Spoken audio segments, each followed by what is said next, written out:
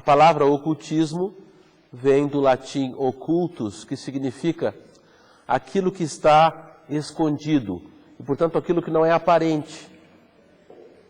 Muitas coisas na vida não são aparentes à visão. Nesse exato momento aqui, nós estamos sendo atravessados por raios cósmicos de uma ampla variedade. A não ser que nós tenhamos os instrumentos necessários, nós não vamos percebê-los. Mas, se não fossem esses instrumentos científicos, nós diríamos que esses raios cósmicos não existem. A senhora Blavatsky definiu o ocultismo como sendo a ciência da vida e a arte de viver. Esta é a percepção dela do ocultismo, que às vezes é traduzido como sinônimo da palavra teosofia. Na verdade, isso são ensinamentos muito antigos, que não pertencem a nenhuma tradição religiosa ou espiritual unicamente. Esses ensinamentos são apresentados como a herança espiritual da humanidade. O Sr. Sri, nesse capítulo 2 do seu livro, Em Busca da Sabedoria, diz que o ocultismo, como uma ciência específica, também se ocupa com a vida e a consciência. E é somente quando a vida da pessoa está baseada na verdade que ela adquire o aspecto de sabedoria. Dizendo de outra forma, se nós não possuímos uma percepção das coisas, da realidade de nós mesmos, tais como elas são, nós não conseguimos chegar na sabedoria. Esta é uma das premissas desse capítulo. Aí ele faz uma afirmação bastante profunda que requer exame. A sabedoria não pode ser separada da vida.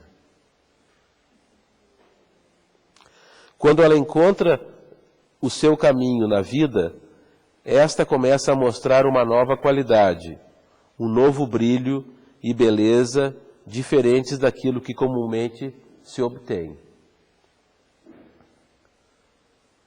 Dizendo de outras maneiras, ninguém pode nos dar sabedoria.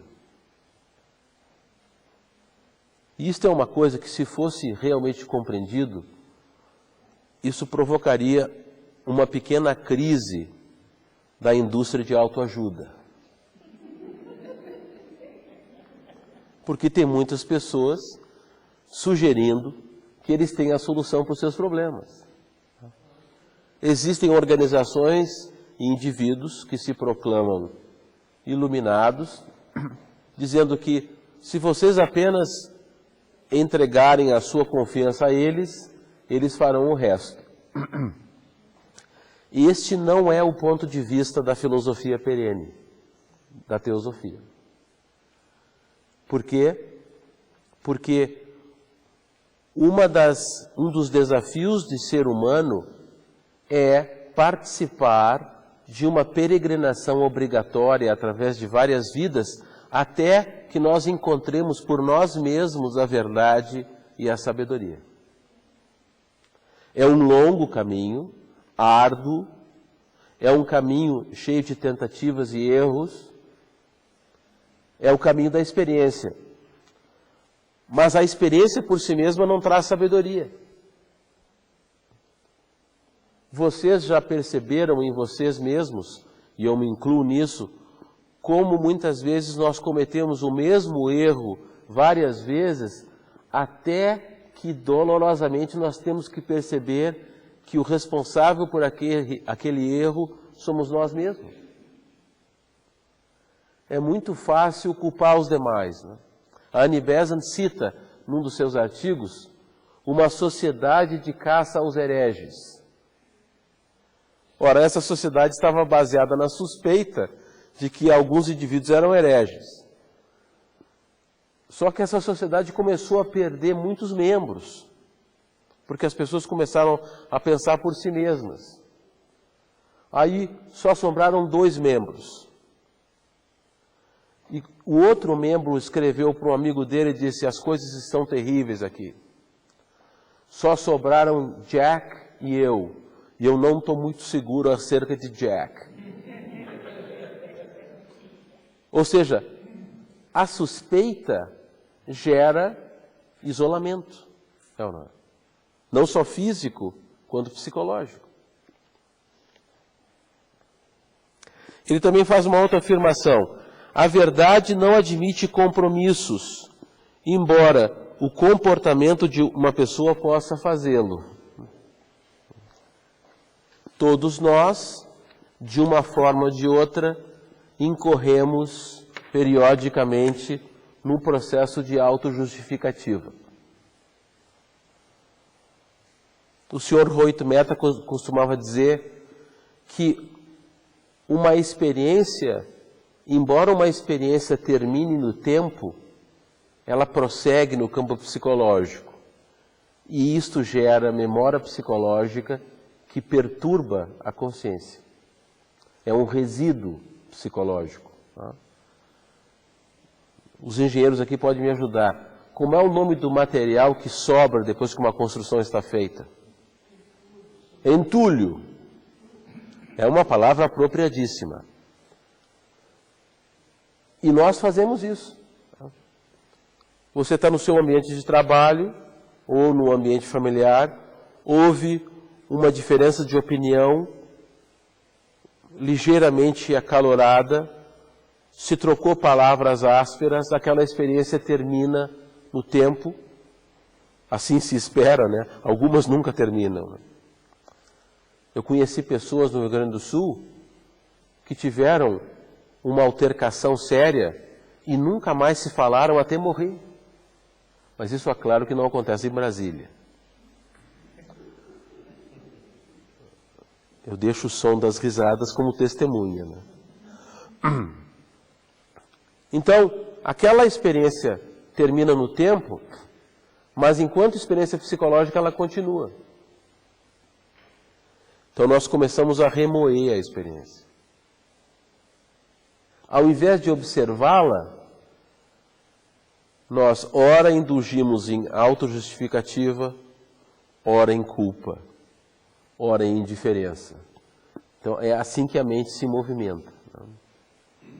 E tudo isso é causado pela nossa incapacidade de ver a verdade da experiência. O Sr. Sri Ram, num outro artigo, disse o seguinte, o artigo talvez tenha sido publicado pelo irmão Puig na Revista Nacional alguns anos atrás. O ponto de vista do outro homem. Ele disse, quando a gente recebe uma crítica, nós não deveríamos reagir àquela crítica emocionalmente, que é o que normalmente se faz. Ele disse, quando a gente recebe uma crítica, não só nós não deveríamos reagir, como nós deveríamos identificar o elemento de verdade naquela crítica. Ele disse, sempre existe um elemento de verdade. Nós não gostamos de reconhecer isso, mas a verdade é que existe um elemento de verdade. Por quê? Porque aquela crítica normalmente é um reflexo da nossa conduta. E ele disse, identificado o elemento de verdade, deixe de lado todo o entulho, todo o acumulado psicológico, emocional e mental, examine aquele elemento de verdade e tente crescer com ele. Quantas pessoas vocês conhecem que são capazes de fazer isso? Pode levantar o dedo, inclusive os cameramen. Quantas pessoas vocês conhecem que, ao receberem uma crítica, ao invés de reagir e se defender, identificam um elemento de verdade na crítica, deixam de lado o resto e aprendem com aquele elemento de verdade naquela crítica. Isso significa utilizar a energia do suposto adversário para crescer. É um princípio das artes marciais.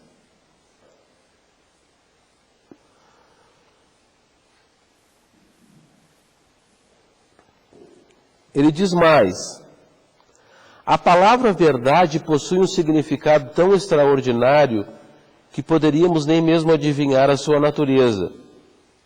A fim de descobrir aquele significado, será necessário aplicar os mais rigorosos padrões à própria vida e à forma de pensar.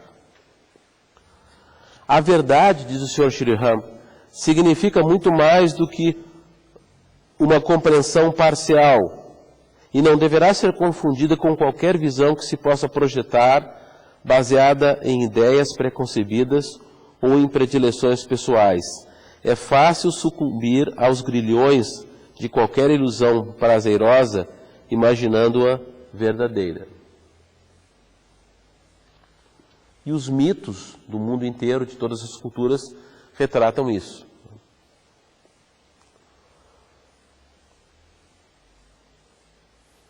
Se vocês estudam a lenda de Parzival, não na variante inglesa do ciclo arturiano, baseado no livro de Thomas Malory, A Morte de Arthur, mas se vocês estudam a lenda de Parzival, segundo o livro do alemão Wolfgang von Eschenbach, e foi nesse livro que Richard Wagner baseou a ópera,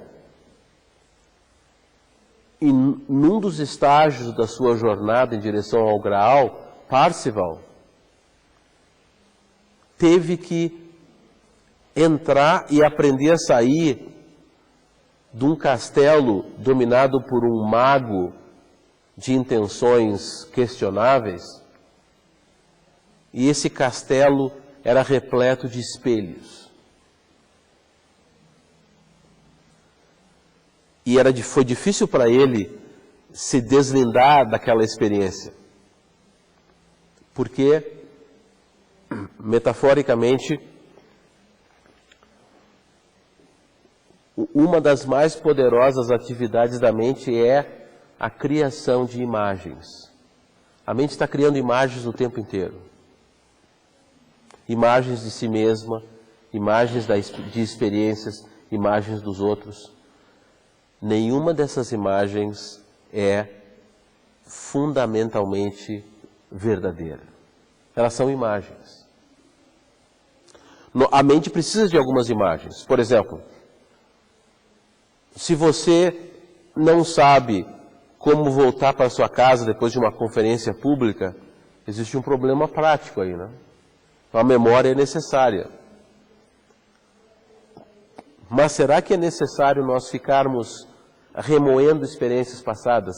Será que é construtivo nós nos determos em experiências passadas de uma maneira não inteligente?